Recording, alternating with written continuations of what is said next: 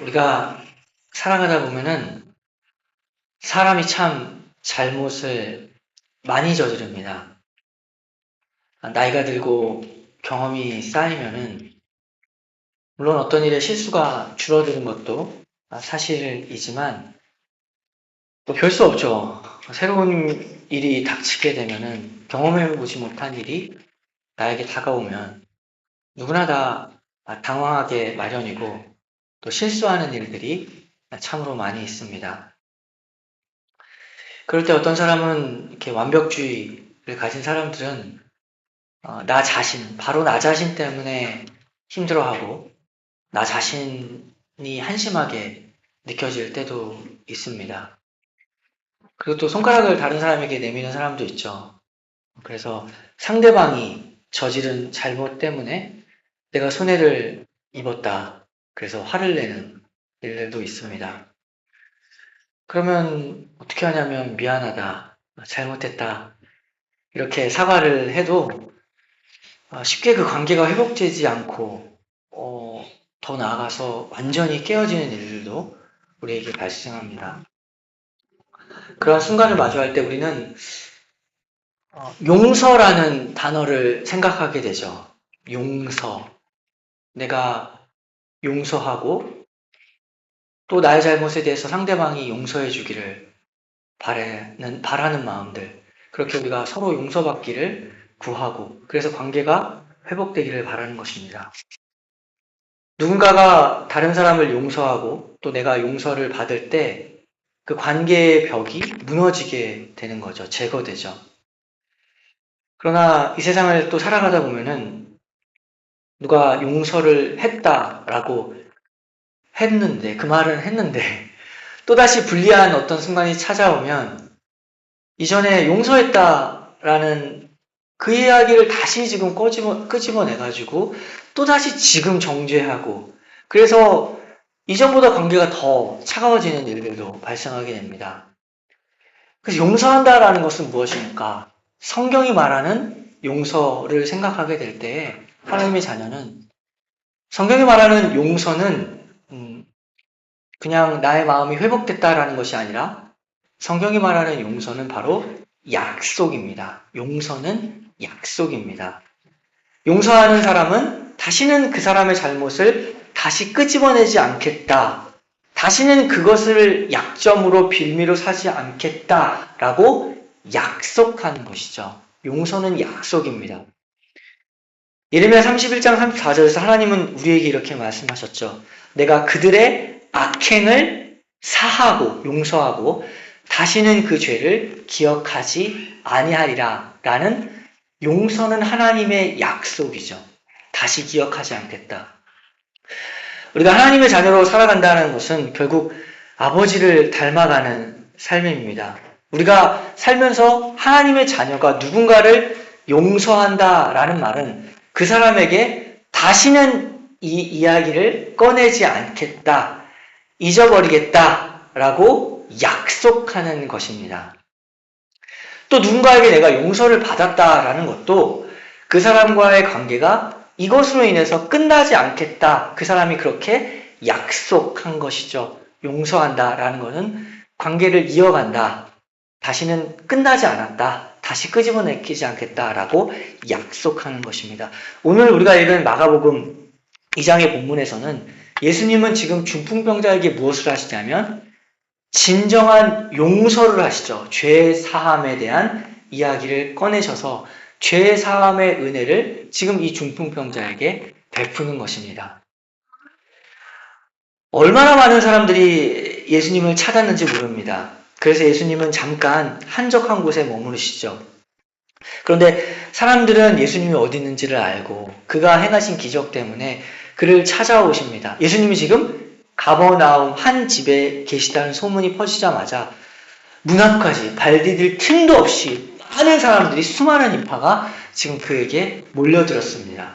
그때 예수님께서는 무엇을 하셨냐면 오늘 본문 2절을 보면 많은 사람이 모여서 문 앞까지도 들어설 자리가 없게 되었는데 예수께서 그들에게 도를 말씀하시더라. 사람들은 왜 이렇게 몰려들었을까요? 그가 행하신 병고침과 그가 행하신 기적을 그것을 때문에 몰려들었죠. 그런데 예수님은 보신 것입니다. 이렇게 많은 사람들이 나에게 어떤 목적을 가지고 왔는데 이들에게 가장 필요한 것은 무엇이냐? 도를 가르치시더라. 가장 먼저 이들에게 필요한 것은 도, 하나님 나라의 복음이다. 그래서 회개하고 믿으라 라는 이 도를 그들에게 가르치셨죠. 이때 갑자기 놀라운 일이 벌어지게 됩니다. 4명의 사람이 중풍병자를 들고 침상을째 들고 왔습니다. 이 중풍병은 단순히 걷지 못하는 것을 넘어서서 생명을 위협하는 심각하고 또한 절망적인, 나을 수가 없는 절망적인 병이었습니다. 이 사람 살리겠다고 믿음 하나로 이들은 사람들이 많기 때문에 가까이 갈 수가 없으니까 그 인파를 뚫고 지붕 위로 올라가서 지붕을 뚫고 예수님 앞으로 이제 달아내린 것이죠. 그 순간을 상상해 보면은 지금 도를 가르치고 있는데 위에서 지금 중풍병자가 내려오고 있는 상황이 된 것입니다. 그때 예수님은 그러한 상황 속에서 그렇게 한 그 사람들의 믿음을 보셨죠. 그들의 믿음을 보셨다. 병자와 친구들, 그 마음속에 있는 간절한 믿음을 보시고 예수님께서는 그들에게 이렇게 말씀하십니다. 5절을 보면 예수께서 그들의 믿음을 보시고 중풍병자에게 이르시되 작은 자야 내 죄사함을 받았느니라 하시니. 모든 상황이 다 엉뚱한 상황입니다. 지금 중풍병자에게 가장 절실한 것은 병이 낫는 것이었죠. 그런데 예수님은 그들의 믿음을 보시고 병이 낫는 것을 먼저 이야기한 것이 아니라 몸이 병든 것은 지금 이 땅에서 잠깐 이 세상 속에서 잠깐 일어나는 일이지만 죄인으로 살아가는 것은 영원한 죽음의 병이다 라는 것을 의미했고 그에게 있어서 가장 지금 큰 문제는 지금 죄사함을 받는 것이다 라고 그들에게 알려주신 것이죠. 여기서 작은 자야 이렇게 불렀는데 헬라어로는 테크논입니다. 그러니까 자녀를 부르는 말입니다. 더 다정하게 아들아, 남자인 경우에는, 여자인 경우에는 딸아, 아들아, 딸아 이렇게 부르신 것이죠. 그렇게 부르시면서 그의 영혼을 지금 묶고 있던 죄의 사슬을 끊어내고 하나님과의 관계, 죄사함의 용서를 보여주셨습니다. 그런데 이러한 역사가 일어나는 것, 죄사함의 역사가 일어나는 것이 무엇이냐면 예수님이 말씀하신 그대로 그들의 믿음을 보시고 이러한 일이 일어나게 됩니다. 그들이죠. 한 사람의 믿음이 아니라 그들이라는 어떤 그룹입니다. 공동체의 믿음을 보시고 이러한 역사가 일어났다는 것입니다. 그런데 지금 이 역사가 일어나는 순간을 상상해보면 죄사함의 역사가 일어나는데 또 하나의 그룹이 있습니다. 그들이라고 하는 중풍병자와 그의 친구들의 그룹이 있고 또 다른 그룹이 지금 등장하게 됩니다. 6절을 보면 어떤 서기관들이 거기에 앉아서 마음에 생각하기를. 여기서도 서기관 한 명이 아니라 그룹과 그룹의 지금 대조가 일어나는데 서기관들이라는 이 한 그룹의 생각입니다. 그들은 겉으로는 말을 못하고 속으로 이렇게 했다는 것이죠. 7절을 보면 이 사람이 어찌 이렇게 말하는가? 신성 모독이로다. 오직 하나님 한 분 외에는 누가 능히 죄를 사하겠느냐. 지금 이 서기관들은 누구냐면 이스라엘의 영적인 파수꾼입니다. 지금 이단이 누군지 이렇게 판단을 하는, 가르쳐주는, 도움을 주는 사람들입니다. 사실 이들의 판단은 정확했습니다. 신학적 지식은 정확했죠. 죄를 용서하실 수 있는 분은 누구냐면 하나님 한 분뿐이라. 맞습니다. 신학적 지식이 정확했습니다. 제사장들이 죄를 용서해줄 권한은 없죠. 동물의 피를 통해서 하나님의 용서를 구하는 통로일 뿐이고 제사장은 죄를 용서할 수 있는 사람이 아닙니다. 통로가 돼서 하나님의 용서를 구하는 사람이었죠. 그들에게 권세가 없었습니다. 그런데 서기관들 눈에 예수님이 감히 피조물인 인간이 하나님의 이 권한을 갖는다? 불경건하다, 교만하다, 신성모독이다 이렇게 여긴 것일 뿐이지 이들의 신학적 지식과 성경적 지식은 맞는 말이었습니다. 맞는 말이죠. 이 사건으로 인해서 마가복음 전체에 이제 예수님을 향한 적대적인 씨앗이 지금 이 순간 발생하게 됩니다. 예수님은 좋은 말하고 선지자고 도덕 교사가 아니라 진정으로 하나님과 동등한 분이다 라는 이 사실의 긴장 속에서 이제 파가 갈리게 되는 것입니다. 그래서 십자가에 못 박게 되는 것이죠. 사람인데 왜 하나님인 척 하느냐? 그것은 신성모독이다. 그렇기 때문에 못 박아라, 못 박아라. 이렇게 된 씨앗이 된 사건이 바로 오늘의 사건입니다. 우리가 교회 생활을 오래 할수록 내 머릿속에 있는, 이미 알고 있는 성경의 지식과 또한 오래 생활한 신앙의 경험이 때때로는 하나님의 일하심을 제한하는 순간이 올 때가 있습니다. 판단 때문에 누군가 과거에 어떤 잘못을 저지르고 교회에 왔을 때 혹은 지금 어떤 일들을 우리가 그 사람의 어떤 잘못을 알 때 우리가 이렇게 판단하죠. 저 사람의 죄가 이렇게 쉽게 용서받았다고 해서 그 자리에 또 이를 수가 있는가? 저런 사람이 교회 직분 맡는다고, 저런 사람이 리더를 한다고, 저런 사람이 제가 이렇게 판단하는 경우가 있죠. 그것이 바로 내 안에 서기관들이 있는 겁니다. 내 안에 서기관. 하나님의 은혜의 크기, 사랑의 크기를 내 판단의 크기, 나의 경험의 저울로 축소하게 되는 거죠.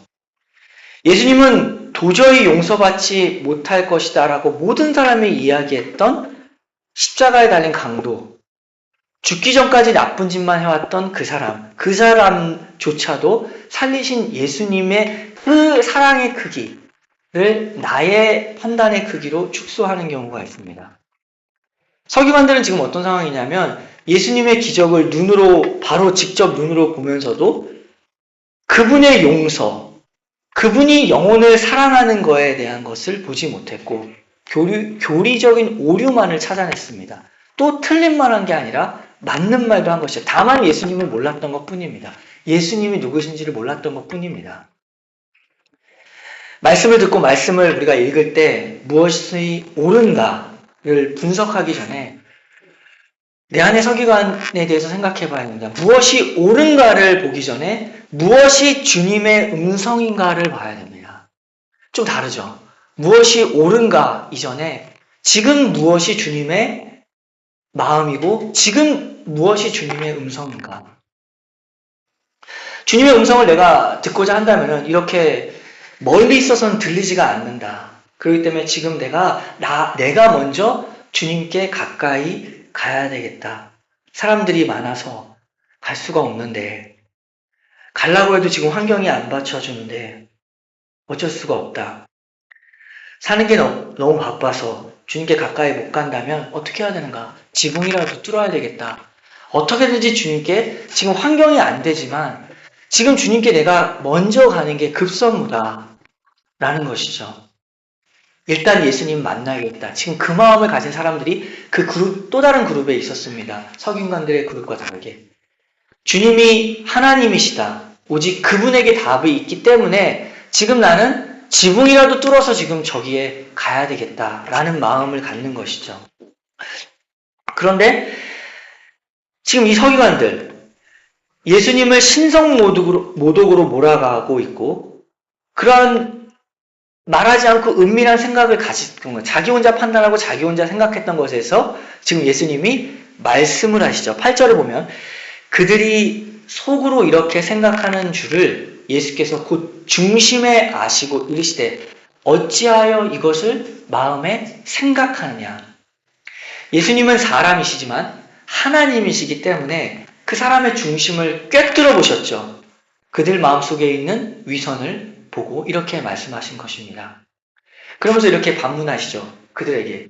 그들은 질문하지 않았지만 이렇게 말하십니다. 9절에 중풍병자에게 내 죄사함을 받았느리라 하는 말과 여기 이 말, 양팔적으로 재어보아라. 내 죄사함을 받았느리라 하는 말과 또 내 상을 가지고 걸어가라 하는 말 중에 어느 것이 더 쉽겠느냐? 어느 것이 더 쉽습니까? 사람 입장에서는 둘 다 쉬운 일이 아닙니다. 둘 다 어려운 일입니다. 사람을 치유하는 것도 어려운 일이고 죄를 사하는 것도 어려운 일입니다. 모두가 다 하나님만이 하실 수 있는 일이었습니다. 둘 다 사람은 어려운 일이죠. 그런데 죄사함을 받았다라는 말은 증거를 대지 않아도 되는 말이기 때문에 사람 입장에서는 그게 더 쉬워 보일 수 있고, 지금 내 상을 갖고 일어나라 라는 말은 지금 증명해야 하기 때문에, 바로 지금 증명하기 때문에 보이기에 더 어려울 수가 있습니다. 예수님은 눈에 보이는 그러나 치유의 이 기적을 통해서 눈에 보이지 않는 영적인 죄사함의 권세가 지금 누구에게 있느냐, 초점은 지금 하나님만 할 수 있는 이 두 가지 동시에 이 모든 일을 누가 하고 있느냐라는 것을 보이신 것이죠. 10절을 보면 그러나 인자가 땅에서 죄를 사하는 권세가 있는 줄을 너희로 알게 하노라 하시고 중풍병자에게 말씀하셨다.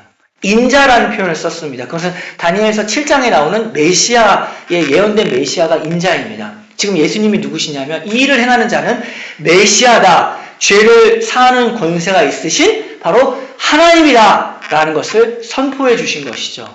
둘 다 어렵지만 이 두 가지 일을 동시에 하는 분이 바로 누구냐? 하나님이다 라는 겁니다. 그리고 중풍병자에게 명하시죠. 내가 내게 이르노니 지금 일어나 내 상을 가지고 집으로 가라. 그때 평생 누워있던 지금 이 중풍병자가 일어납니다. 모든 사람이 보는 앞에서 자신의 상을 들고 걸어가죠. 무리들은 놀랐습니다.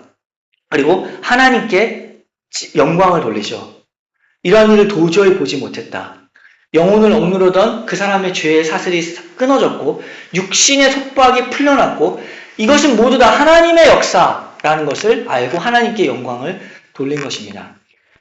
지금 이 사건에서 우리는 두 그룹을 보게 되죠. 이 역사가 일어났고 예수님 주위에 있는 두 개의 그룹이 있습니다. 중풍병자들과 친구들이라는 한 개인의 믿음이 아니라 그룹과 서기관들이라는 두 그룹이 있죠. 근데 지금 이 서기관들은 중풍병 어디에 있었냐면은 지금 예수님께 가까이 있었습니다. 이들이 차라리 가까이 있지 않았더라면 친구들이 길이 났을 텐데, 문제가 뭐였냐면 서기관들이 가까이 있기 때문에 길이 막혀서 중풍병자들이 지붕을 뚫고 내려오게 된 것입니다. 이 공동체의 문제, 지금 여기서 우리는 뭘 보냐면 예수님이 진정으로 찾으시고 기뻐하시는 공동체가 무엇인가를 알게 되는 것이죠. 이 시대 속에서 서기관들은 나쁜 사람이 전혀 아닙니다. 이 사람들 나쁜 사람 아니고 좋은 사람들입니다. 이스라엘 백성에게. 뭐 하냐면 율법을 기록하죠. 그리고 보존해서 그것들을 연구하는 학자들이었습니다. 자기들만 알려고 하는 게 아니라 이스라엘 백성을 위해서 이렇게 보존하고 기록하는 일을 하는 사람이죠. 그렇기 때문에 사람들을 자꾸만 말씀에 가까이 가도록 하는 사람이었습니다. 말씀을 잘 기록해서. 그런데 진짜 이 사람들이 결국에는 뭘 기록했냐면은 하나님의 말씀을 기록해야 되는데 사람들을 기록하죠. 사람들의 지난날의 과거의 기록을 마음속에 기록하고 그것을 잊지 않고 다 끄집어내서 판단하는 사람이 되어버렸습니다. 이들 마음속에 뭐가 있었냐면 영적인 죄의 장부가, 기록 장부가 있었죠. 그래서 율법의 딱 잣대를 가지고 예수님이 뭘 했다 안 했다, 사람들이 뭘 했다 안 했다, 그 리스트가 쭉 이렇게 기록된 사람들이었습니다.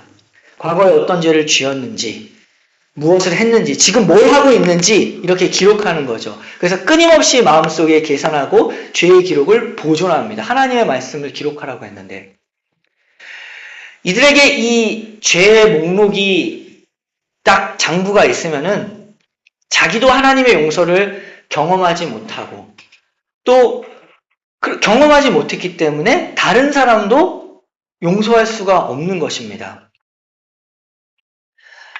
우리가 잘 지내다가 갑자기 옛날에 나한테 함부로 말했던 사람들, 나에게 상처 줬던 말들이 떠오를 때가 있습니다. 어떤 순간에. 데자뷰처럼 어떤 상황 속에서 그때 막 다시 그 기억이 나면서 마음이 요동치고 갑자기 막 불이 막 마음속에 올라오는 경우가 있습니다. 그러니까 또 했던 얘기를 계속하고 다시 관계가 차가워지게 되는 것이죠. 그때 그 했잖아. 이러면서. 사람이 자기 마음이 풀려서 기분 좋아서 감정적으로 용서하게 되면은 그런 감정적 용서는 또 감정이 변해버리면 또 달라지게 되는 것입니다. 그러나 예수님의 용서를 생각해 보십시오. 예수님의 용서, 우리의 죄를 용서했다는 것은 다만 나를 사랑하신다라는 그 감정만이 아니었습니다. 감정이 있었죠. 사랑하시는 감정. 그 감정만이 아니라 십자가에서 그 언약의 피로 우리를 용서하셨다.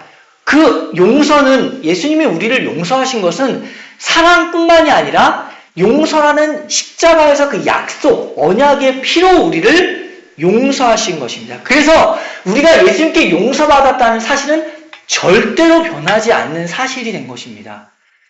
약속이기 때문에 하나님의 약속은 지키시기 때문에 우리의 용서는 어떤 것도 그것을 갈라놓을 수가 없는 것이죠. 피의 약속에 근거한 것입니다.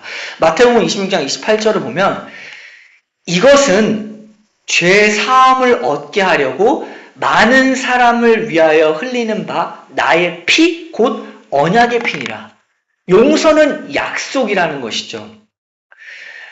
그런데 지금 이 중풍병자 서기관들은 죄의 기록을 갖고 있었지만 중풍병자의 친구들은 이 사람의 과거의 기록, 친구니까 잘 알겠죠. 그런 것들을 지금 가지고 예수님 앞에 나아간 게 아니라 이 중풍병자를 들고 오직 무엇을 보았다고 하죠? 그들의 믿음 하나를 가지고 예수님 앞에 나아간 것입니다. 과거의 기록, 과거의 어떤 것을 가지고 나아간 게 아니라 제일 잘 알매도 불구하고 그들의 믿음을 보았다. 오직 예수님 앞에 믿음 하나 가지고 간 것입니다.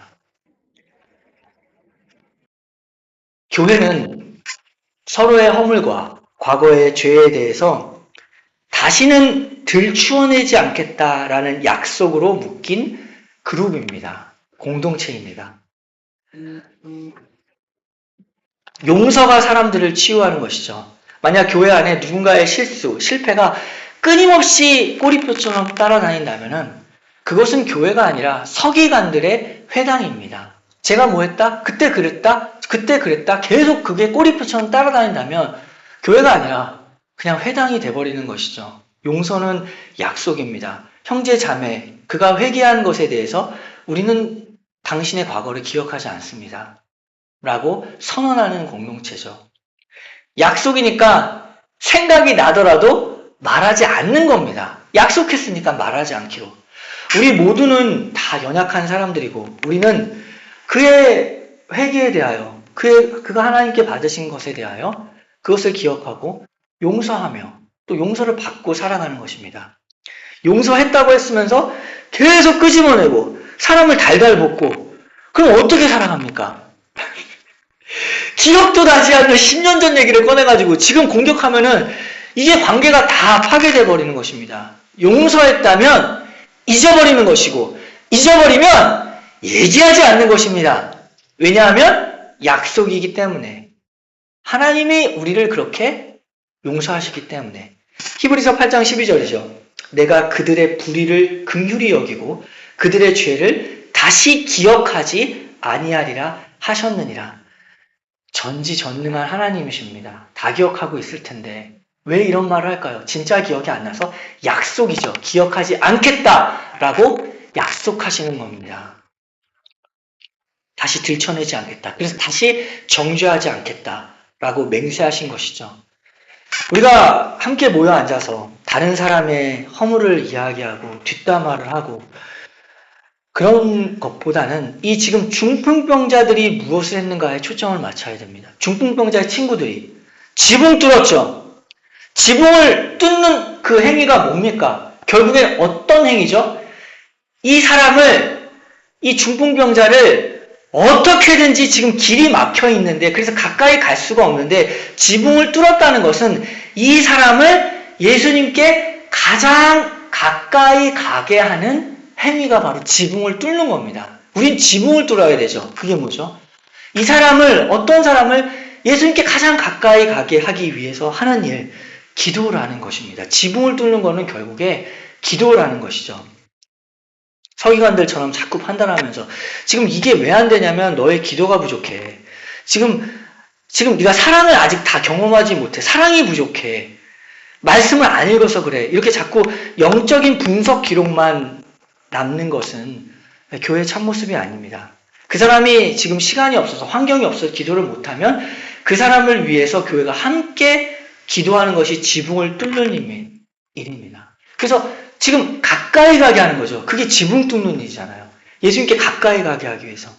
그 사람이 사는 게 지금 바쁩니다. 교회를 못 나옵니다. 환경적 문제가 해결이 돼야지 어떻게 될 텐데 그래서 주님께 더욱 가까이 올 수 있는 이 예배에 참석하도록 그를 위해서 간절히 기도하는 일이 지붕을 뚫는 일입니다. 지붕을 뚫는 일은 쉽지 않죠. 지붕을 뚫으면은 그거 복구는 누가 합니까? 다시 지붕을 뚫고 예수님께 가까이 가게 한 다음에 복구는 누가 해야 되냐? 복구의 책임도 그 사람에게 있는 겁니다. 다시 막아내야죠. 손해배상을 그들이 해야 되는 것이죠. 경기가 요즘에 아주 어렵습니다. 그래서 자영업을 하면은 알게 되는데 가게를 하면은 할 때 인테리어를 멋지게 해놓죠. 근데 지금 장사가 안 되면 폐업을 하게 됩니다. 그러면 그 인테리어 멋지게 해놓은 거 그거 그대로 원상복구 할 때 나갈 때 그거 해놔야 됩니다. 근데 그것도 돈이 들기 때문에 폐업을 지금 할 수도 없는 상황입니다. 그대로 다 정확하게 내가 하기 전에 그대로 해놔야 됩니다. 다 부시고 다 가져가야 되는 것이죠. 원상복구의 책임이 다 있는 것입니다. 그래서 이러지도 저러지도 못하는 거죠. 우리가 어떤 사람을 예수님께 가까이 가기 위해서 기도를 하면은 기도하면 끝이 아니라 그 다음에 그 사람의 실질적인 필요가 무엇인지 얘기를 듣고 또 그 사람의 얘기를 들어보고 실질적인 도움에 대해서 우리가 같이 생각하는 것이 참된 기도의 모습입니다. 이를테면 예배에 지금 빠졌습니다. 그러면 그 사람에게 말씀을 보내주고 설교도 이렇게 보내주고 그래서 대책을 마련해야 된다는 거죠. 기도만 할 것이 아니라 또 연락을 해서 무슨 일이 있었는지 왜 지금 어떤 상황에서 이 일이 참 안 되는지 영적인 필요가 무엇인지 도울 것이 있다면 함께 고민하게 되는 것이죠. 그 과정 속에서 손해를 보더라도 그 일을 하는 것이 지붕을 뚫는 일입니다. 나는 뚫었다! 지붕 뚫었다! 기도했다! 내 할 일 잘했다! 무슨 화장실 변기 뚫듯이 무슨 내 할 일 잘했다! 뭐 이렇게 하는 게 아니라 예수님이 생각해 보십시오. 예수님 십자가에서 할 일 다 하셨습니다. 우리에게. 그럼 할 일 다 했으니까 이제는 맡기는 할 일 완전히 다 하셨죠. 그 다음에 뭐 하셨습니까? 제자들 찾아가셨죠. 그들의 무너진 마음들, 그들의 무너진 것들을 회복시키기 위하여 다시 찾아가서 원상복구를 하는 겁니다. 그게 정말 지붕을 뚫는 일이라는 거죠. 우리는 상처 준 사람들을 못 잊는 경향이 있습니다. 끝까지. 내가 이거를 무덤까지 가져간다. 절대 못 잊어. 네가 나를 네가? 용서하기 힘들 때 우리의 감정은 어떠냐면 서기관들처럼 장부를 이렇게 기록하려고 하는 것이죠. 그러나 하나님의 자녀는 나의 주관적 감정으로 용서하는 사람들이 아닙니다. 왜냐하면 내가 받은 용서는 예수님이 십자가에서 기분 좋아서 나에게 용서해 준 거나 그냥 사랑만 해서 용서해 준 것이 아니라 내가 받은 용서는 십자가의 언약의 피로 용서받은 사람이기 때문에 나의 감정으로 용서하는 것이 아니라 언약으로 용서받았기 때문에 나도 약속으로 그 사람을 용서하는 것입니다. 감정으로 하는 것이 아니라. 내가 그렇게 받은 것처럼 나 역시 어떤 한 사람을 용서할 때는 용서하기로 약속하는 것입니다. 내 기분이 풀려서가 아니라 어떤 사람을 용서할 땐 약속하는 것이죠. 다시는 이것을 너한테 기억하지 않아. 그것이 용서입니다. 그냥 내 마음 풀린 게 아니라 의지적으로 결단하며 그 사람의 나에게 했던 일을 지워버리는 것이죠. 기억하지 않기로 결단하는 것. 그것이 용서한다. 그 사람을 용서한다. 약속의 근거에서 용서하는 것입니다. 나를 힘들게 했던 사람, 그래서 안 만나면 그만이야 라고 생각했던 사람, 그리고 뜻밖에도 우리의 마음의 상처의 큰 부분은 사실 가족이나 가까운 사람에게 있습니다.